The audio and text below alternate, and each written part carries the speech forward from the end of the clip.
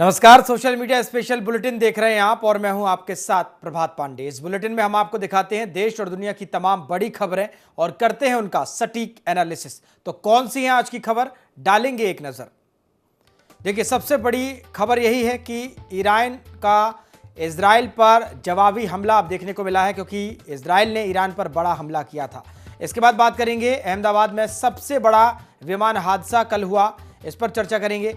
इसके बाद आगे बढ़ेंगे तो बात करेंगे प्लेन क्रैश से बचे इकलौते यात्री रमेश विश्वास, इस पर भी बात करेंगे। इसके अलावा बात करेंगे एयर इंडिया के विमान की थाईलैंड में इमरजेंसी लैंडिंग कराई गई है। इसके बाद आगे बढ़ेंगे तो बात करेंगे एयरफोर्स के अपाचे हेलीकॉप्टर की भी इमरजेंसी लैंडिंग हुई है और एक महिला की हत्या भी करना चाहती थी सोनम। इसके बाद बात करेंगे यूपी एमपी सहित 9 राज्यों में हीट वेव का अलर्ट जारी किया गया है। लगातार इन राज्यों में भीषण गर्मी पड़ रही है। इसके बाद बात करेंगे ईरान इजराइल तनाव से बाजार हिल गया है। और आगे बढ़ेंगे तो बात करेंगे ग्वालियर में एमपीएल सीजन 2 का आगाज हो गया है। और आखिरी खबर की ओर बढ़ेंगे तो बात करेंगे हाउसफुल 5 ने एक हफ्ते में वर्ल्ड वाइड 186 करोड़ रुपए कमा लिए हैं। तो ये कुछ आज की अहम खबर है और अब बढ़ेंगे हमारी पहली खबर की ओर। तो देखिए, अहमदाबाद में हुए प्लेन क्रैश में अब तक 265 लोगों के शव बरामद कर लिए गए हैं। इनमें से 241 मृतक विमान में सवार पैसेंजर्स और क्रू मेंबर्स थे। 5 मृतक उस मेडिकल हॉस्टल के हैं जहां प्लेन क्रैश हुआ था। विमान जिस बीजे मेडिकल कॉलेज हॉस्टल पर गिरा वहां 50 से ज्यादा लोग मौजूद थे। हालांकि अभी यह क्लियर नहीं हुआ है कि हॉस्टल में कितनी मौतें हुई हैं। आपको बता दें, एमबीबीएस छात्र और एक डॉक्टर की पत्नी के मारे जाने की भी खबर आ रही है। पीएम मोदी शुक्रवार सुबह अहमदाबाद पहुंचे हैं। सबसे पहले वे घटनास्थल का दौरा करने पहुंचे। इसके बाद वे सिविल अस्पताल गए, जहां वे करीब 10 मिनट पीड़ितों से मिले। एयर इंडिया की Boeing 787 dream liner flight AI-171 ने बीते गुरुवार दोपहर करीब 1:38 पर अहमदाबाद से लंदन के लिए उड़ान भरी थी। इसमें 169 भारतीय, 53 ब्रिटिश और 7 पुर्तगाली और 1 कनाडाई नागरिक समेत कुल 230 यात्री सवार थे। 2 मिनट बाद ही फ्लाइट जो है वो क्रैश हो गई। इनमें 103 पुरुष, 114 महिलाएं, 11 बच्चे और 2 नवजात थे। बाकी 12 क्रू मेंबर्स थे। मृतकों में गुजरात के पूर्व सीएम विजय रूपाणी भी शामिल हैं, जबकि सिर्फ एक यात्री की ही इस हादसे में जान बच पाई है और इस हादसे को अब तक का सबसे बड़ा विमान हादसा भी माना जा रहा है। 265 शव अस्पताल लाए गए हैं। इनमें 251 विमान सवार हैं और जो डीएनए सैंपलिंग है वो शवों की शुरू हो गई है। पीएम मोदी ने घटनास्थल का दौरा भी किया है।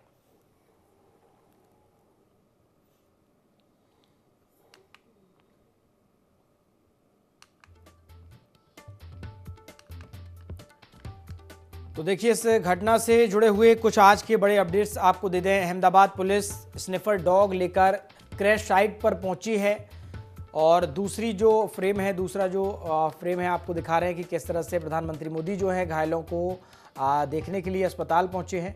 इसके अलावा ताकि मलबे में जो दबे लोग हैं उनका डीएनए सैंपल कराया जा सके। अहमदाबाद, मुंबई, दिल्ली और गेटवे एयरपोर्ट पर मृतकों के परिजनों की मदद के लिए हेल्पलाइन सेंटर भी खोला गया है। तो देखिए, भारत का जो हेल्पलाइन नंबर है वो 1800569144 है। इस पर कॉल करके आप जो जानकारी है ले सकते हैं।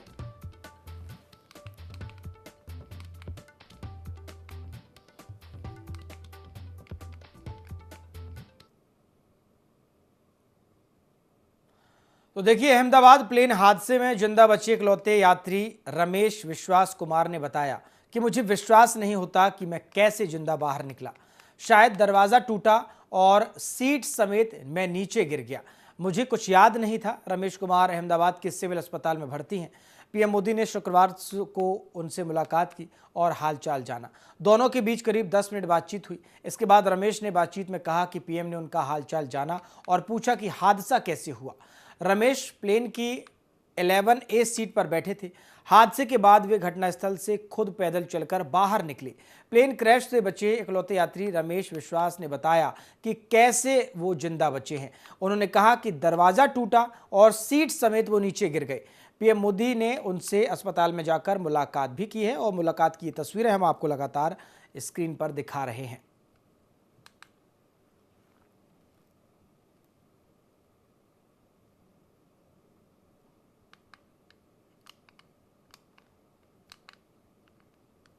तो देखिए, ये वो तस्वीरें हम आपको दिखा रहे हैं जब प्रधानमंत्री मोदी विमान हादसे के दौरान बचे हुए इकलौते जो शख्स हैं रमेश, उनसे मुलाकात करने पहुंचे। अस्पताल पहुंचकर उन्होंने उनका हालचाल भी जाना।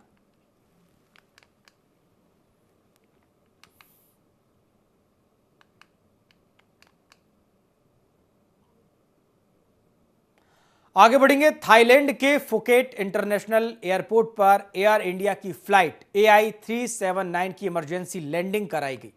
यहां प्लेन में बम होने की सूचना मिली थी। विमान में 156 लोग सवार थे।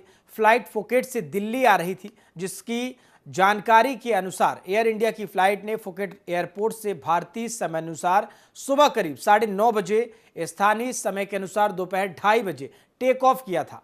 विमान अंडमान सागर के ऊपर एक बड़ा घेरा बनाते हुए पलटा और इसके बाद फुकेट में इमरजेंसी लैंडिंग की। एयर इंडिया के विमान की थाईलैंड में इमरजेंसी लैंडिंग हुई। फ्लाइट AI 379 की ये इमरजेंसी लैंडिंग कराई गई है। वजह, इस फ्लाइट में बम होने की सूचना मिली और ये जो विमान है फुकेट से दिल्ली आ रहा था। 156 यात्री सवार थे।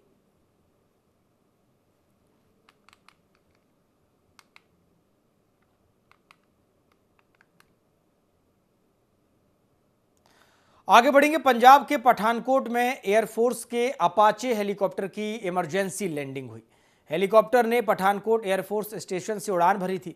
जैसे ही वह हलेड़ा गांव के पास पहुंचा तो तकनीकी खामी आ गई। इसके बाद पायलट ने उसे खेत में लैंड करा दिया। सूचना मिलते ही सेना और पुलिस के अधिकारी मौके पर पहुंचे। हेलीकॉप्टर में सवार जवान सुरक्षित है, किसी तरह के नुकसान की सूचना नहीं है।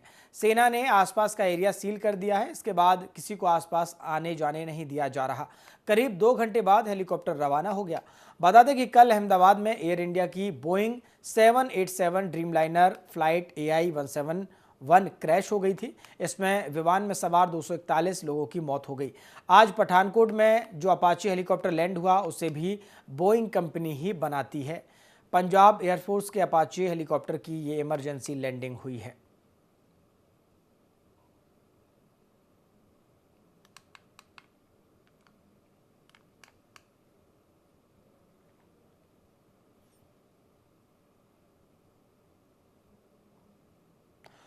और देखिए, आगे बढ़ेंगे, बात करेंगे इजराइल ईरान युद्ध की। देर रात इजराइल ने ईरान पर बड़ा हमला किया और अब ईरान ने इजराइल पर जवाबी हमले में 100 से ज्यादा ड्रोन दागे। इजराइल डिफेंस फोर्सेस यानी कि IDF ने कहा है कि ये ड्रोन अगले 1 से 2 घंटे में इजराइल पहुंच सकते हैं। फिलहाल ये ड्रोन इराक और जॉर्डन के एयर स्पेस में है। जॉर्डन की राजधानी अम्मान में सायरन बजने शुरू हो गए। IDF ने चेतावनी दी कि ईरान जल्द ही एक बड़ा मिसाइल हमला कर सकता है। इससे पहले आज सुबह इजराइल ने ईरान पर 200 फाइटर जेट्स से हमला किया था। न्यूयॉर्क टाइम्स के मुताबिक इजरायली सेना ने तेहरान के आसपास कम से कम 6 सैन्य ठिकानों को निशाना बनाया। इन 6 में से 4 जगहों पर परमाणु ठिकाने भी मौजूद हैं। ईरान का इजराइल पर जवाबी हमला देखने को मिला है। 100 से ज्यादा ड्रोन ईरान ने इजराइल पर दागे हैं।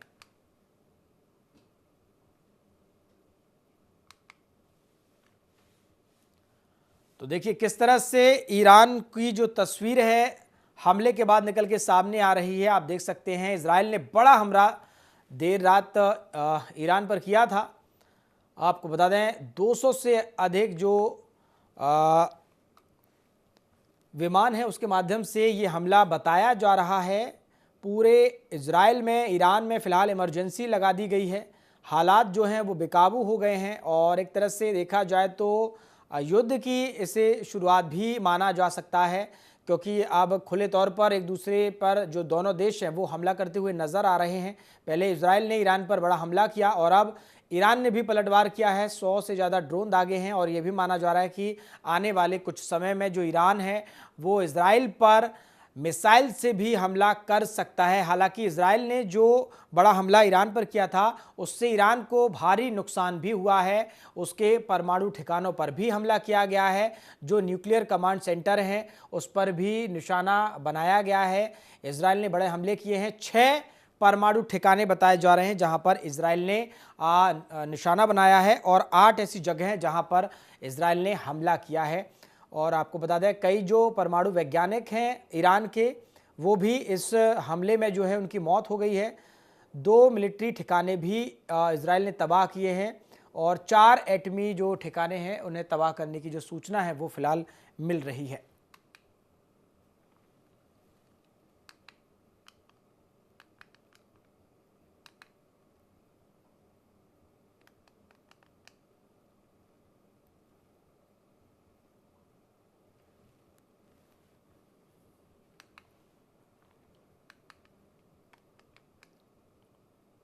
मेघालय पुलिस इंदौर के ट्रांसपोर्ट कारोबारी राजा रघुवंशी की हत्या के 5 आरोपियों से आज भी पूछताछ कर रही है। शिलांग के सदर थाने के लॉकअप में बंद आरोपियों की आपसी बातचीत पर पुलिसकर्मी नजर रख रहे हैं। हालांकि ये लोग ज्यादातर समय शांत ही रहते हैं। सूत्रों के मुताबिक सोनम समेत सभी आरोपियों ने पुलिस से नॉर्थ इंडियन भोजन की मांग की। पुलिस ने उन्हें खाना मंगा कर दिया। इससे पहले गुरुवार को पुलिस ने बताया था कि राजू की हत्या का मास्टरमाइंड उसकी पत्नी सोनम का कथित प्रेमी राज कुशवाहा है। उसने राजा और सोनम की शादी के 11 दिन पहले मर्डर का प्लान बना लिया था। यह खुलासा पुलिस पूछताछ में आरोपियों ने ही किया। शिलांग एसपी विवेक सेम ने बताया कि 3 आरोपी विशाल चौहान, आकाश राजपूत और आनंद कुर्मी 19 मई को ही शिलांग पहुंच गए थे। राजा की हत्या के बाद सोनम 25 मई को इंदौर पहुंची। यहां वह 7 जून तक रही। इसके बाद राज के साथ गाजीपुर गई थी। शिलांग पुलिस ने खुलासा किया है कि आरोपियों ने एक महिला की भी हत्या की प्लानिंग की थी। राजा की हत्या के बाद उस महिला को मारकर वहीं स्कूटी के साथ जलाने या नदी में बहाने की योजना बनाई गई थी ताकि वे दिखा सके कि सोनम भी मार दी गई है। एक महिला की हत्या भी जो सोनम है वो करना चाहती थी। खुद को मृत दिखाने का ये प्लान था।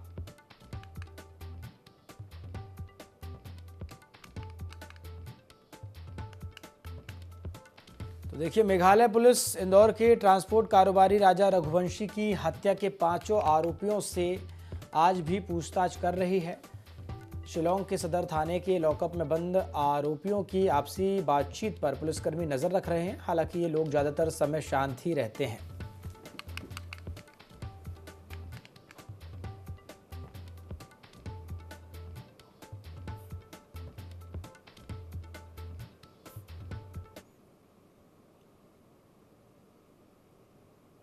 चलिए आगे बढ़ेंगे और अब बात करेंगे शेयर बाजार की। शुक्रवार को बाजार में सब कुछ उथल पुथल हो गया। शेयर मार्केट में जहां बड़ी गिरावट आई तो वहीं सोने और कच्चे तेल की कीमत बढ़ गई। इसका सबसे बड़ा कारण है ईरान और इजरायल के बीच बने युद्ध के हालात। इजरायल ने ईरान पर मिसाइल से हमला बोल दिया है, वहीं ईरान ने भी जवाबी कार्रवाई की। इससे इंटरनेशनल मार्केट में उठापटक हो गई। ग्लोबल मार्केट में कमजोरी के चलते सेंसेक्स 1300 अंक और निफ्टी 50 अंक के करीब 400 अंक तक लुढ़क गया। बाजार खुलते ही सेंसेक्स 1200 अंक की गिरावट के साथ 80,427 पर खुला और फिर गिरकर 80,354 तक पहुंच गया। निफ्टी ने 24,473 के स्तर से शुरुआत की और 24,635 पर कारोबार करता नजर आया। हालांकि ये आगे बढ़कर 24,700 के पार भी पहुंच गया और क्लोज हुआ। टाटा ग्रुप के शेयरों में व्यापक गिरावट देखी गई। वहीं इंडिगो और स्पाइस जेट भी लाल निशान पर रहे। अमेरिकी शेयर बाजार में भी गिरावट देखी गई, जिससे निवेशकों ने सोना, डॉलर और ट्रेजरी जैसी सुरक्षित जगहों में पैसा लगाना शुरू किया। इस गिरावट के चलते निवेशकों को लगभग 5 लाख करोड़ का नुकसान हुआ है। तो देखिए, इजराइल और ईरान के बीच में युद्ध जैसे हालात हैं। इजराइल ने हमला क्यों किया है, अब जरा ये भी जान लीजिए। इजराइल ने कहा है कि उसने ईरान के परमाणु ठिकानों, बैलिस्टिक मिसाइल कारखानों और सैन्य कमांडरों को निशाना बनाया। इजराइल ने यह भी कहा कि वह ईरान को परमाणु हथियार बनाने से रोकने के लिए यह कार्रवाई कर रहा है और यह आगे भी जारी रहेगी। इजरायली मीडिया और प्रत्यक्षदर्शियों ने कई जगहों पर धमाकों की खबर भी दी है।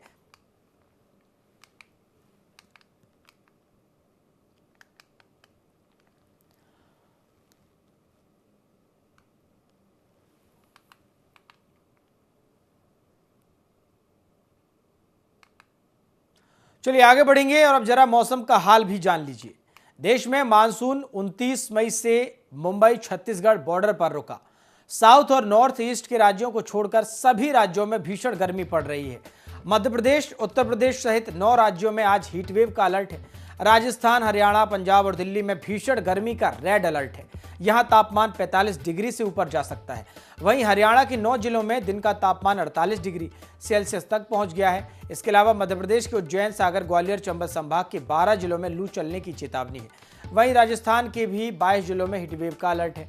गुरुवार को श्रीगंगानगर, कोटा, बीकानेर सहित कई जिलों में तापमान 45 डिग्री के पार रहा। दूसरी तरफ मौसम विभाग ने कर्नाटक, गोवा, केरल, महाराष्ट्र, तमिलनाडु, असम, मेघालय, नागालैंड, मणिपुर, मिजोरम, त्रिपुरा, ओडिशा, पश्चिम बंगाल, सिक्किम, तेलंगाना और उत्तराखंड में भारी बारिश की संभावना जताई है। कर्नाटक के हुबली में गुरुवार को भारी बारिश हुई। इससे कई जगह बिल्डिंग के बेसमेंट और सड़कों पर पानी भर गया। तेलंगाना के आदिलाबाद जिले में गुरुवार को अलग अलग जगहों पर भारी बारिश के साथ बिजली गिरने से 5 महिलाओं समेत 6 लोगों की मौत हो गई। भारत मौसम विज्ञान विभाग के अनुसार दक्षिण पश्चिम मानसून ने इस हफ्ते रफ्तार पकड़ी है। अनुमान है कि मानसून 25 जून तक उत्तर पश्चिम भारत के अधिकांश हिस्सों को कवर कर लेगा।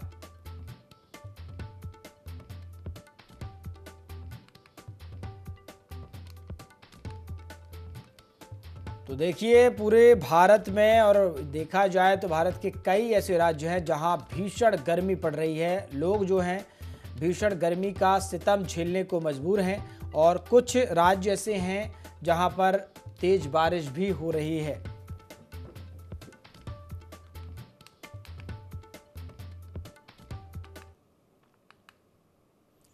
आगे बढ़ेंगे। 5 साल के गैप के बाद काजोल माइथोलॉजिकल हॉरर फिल्म मां से बड़े पर्दे पर वापसी कर रही हैं। ये फिल्म 27 जून को सिनेमाघरों में लग जाएगी। ये पहली बार होगा जब वो पर्दे पर एक्शन करते नजर आएंगी। साथ ही हॉरर जॉनर भी वो पहली बार ही कर रही हैं। फिल्म के प्रमोशन के दौरान काजोल ने हॉरर फिल्म में काम करने का एक्सपीरियंस और चुनौतियों पर बात की। साथ ही उन्होंने फिल्म मां को लेकर अपने स्पिरिचुअल कनेक्शन पर भी बात की। काजोल ने मां को बताया दुनिया की पहली माइथोलॉजिकल हॉरर फिल्म। उन्होंने कहा कि क्लाइमैक्स शूट के बाद अजीब लगा। फिल्म की शूटिंग लोकेशन भी डरावनी थी।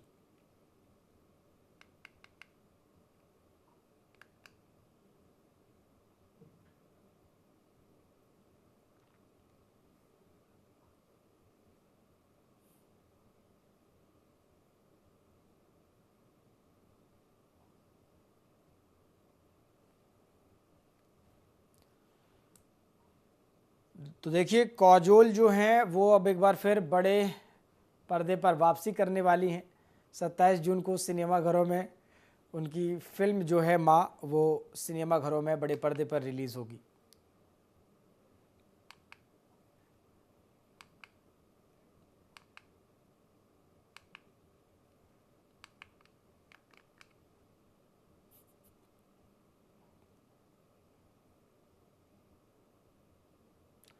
आगे बढ़ेंगे। खबर भोपाल से है, जहां फ्रांस के राजदूत का भोपाल दौरा है। डॉक्टर थेरी मथो ने सीएम डॉक्टर मोहन यादव से मुलाकात की। मुख्यमंत्री निवास में ये मुलाकात हुई है। सीएम ने राजदूत डॉक्टर थेरी मथो के शिष्टमंडल के साथ भेंट की है।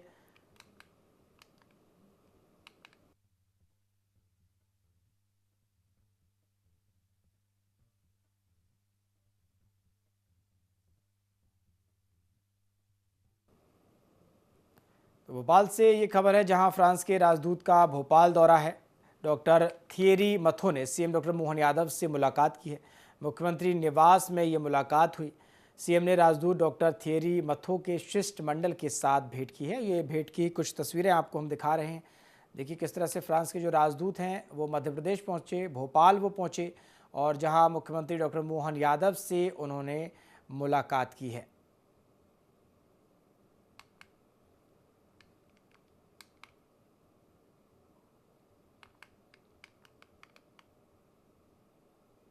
चलिए आगे बढ़ेंगे और अब बात करेंगे अक्षय कुमार की फिल्म हाउसफुल 5 की। अक्षय कुमार की फिल्म हाउसफुल 5 को रिलीज हुए आज एक हफ्ता हो गया। फिल्म ने भारतीय बॉक्स ऑफिस पर 127 करोड़ रुपए की कमाई की। रिपोर्ट्स के मुताबिक गुरुवार को फिल्म ने 7 करोड़ रुपए कमाए। इसके साथ ही फिल्म ने वर्ल्ड वाइड करीब 186 करोड़ रुपए का आंकड़ा भी पार कर लिया। हाउसफुल 5 का कलेक्शन अब तक पहले दिन 24 करोड़, दूसरे दिन 31 करोड़, तीसरे दिन 32 करोड़ 50 लाख, चौथे दिन 13 करोड़, पांचवें दिन करीब 11 करोड़ 25 लाख, छठे दिन 8 करोड़ 50 लाख, सातवें दिन 7 करोड़ और इसी के साथ टोटल 127 करोड़ 25 लाख रुपए हो गया है। हाउसफुल 5 से एक दिन पहले यानी 5 जून को रिलीज हुई कमल हसन की फिल्म ठग लाइफ का बॉक्स ऑफिस पर बुरा हाल है। मणिरत्नम के डायरेक्शन में बनी ठग लाइफ ने तमिल, तेलुगु और हिंदी वर्जन मिलाकर पहले हफ्ते में महज 43 करोड़ 37 लाख रुपए का नेट कलेक्शन किया है, जबकि इसका बजट 270 करोड़ रुपए है। हाउसफुल 5 ने एक हफ्ते में वर्ल्ड वाइड 186 करोड़ रुपए बॉक्स ऑफिस पर कमा लिए हैं। कमल हसन की ठग लाइफ का फिलहाल हाल बुरा है।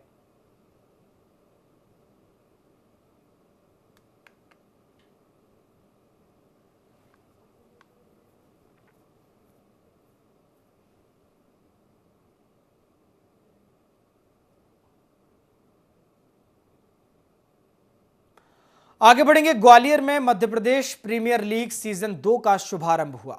सुपरस्टार और भारत के दिग्गज पहलवान द ग्रेट खली मुख्य अतिथि के तौर पर शामिल हुए। ग्वालियर चीताज और चंबल घड़ियाल्स के बीच पहला मुकाबला खेला गया, जहां ग्वालियर चीताज ने टॉस जीतकर पहले गेंदबाजी चुनी।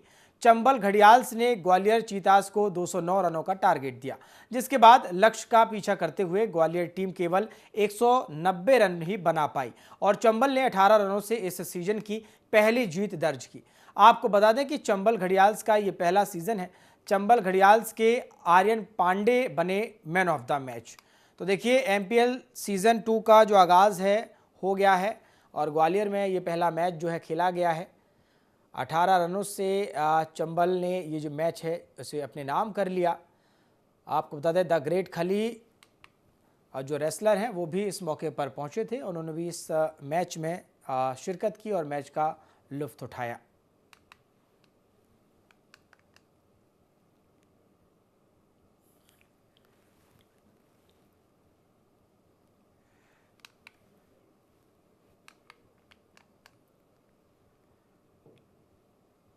तो देखिए, ग्वालियर में Madhya Pradesh premiere league season 2 का शुभारंभ हुआ है।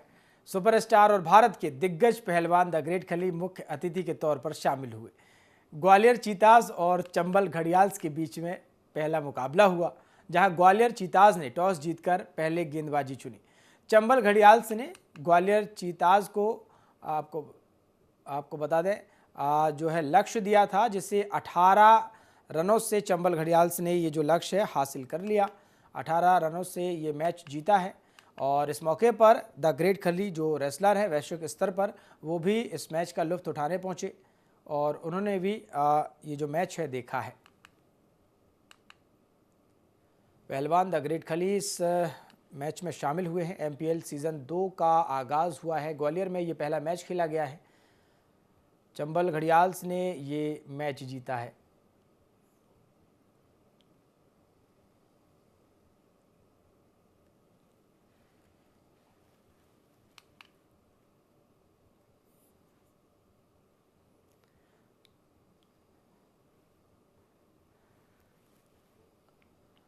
देखिए, पहलवान द ग्रेट खली इस मौके पर पहुंचे थे। एमपीएल सीजन 2 का आगाज़ हुआ है। चंबल घड़ियाल्स ने ये मैच जीता, 18 रन से ये मैच जीता है। ग्वालियर में ये Madhya Pradesh premiere league season 2 का शुभारंभ हुआ है। सुपरस्टार और भारत के दिग्गज पहलवान द ग्रेट खली मुख्य अतिथि के तौर पर शामिल हुए। ग्वालियर चीताज और चंबल घड़ियाल्स के बीच में ये मैच खेला गया। ये पहला मुकाबला था और ग्वालियर चीताज ने टॉस जीतकर पहले गेंदबाजी चुनी। चंबल घड़ियाल्स ने ग्वालियर चीताज को 209 रनों का टारगेट दिया, जिसके बाद लक्ष्य का पीछा करते हुए ग्वालियर की टीम ने 190 रन ही बना पाए।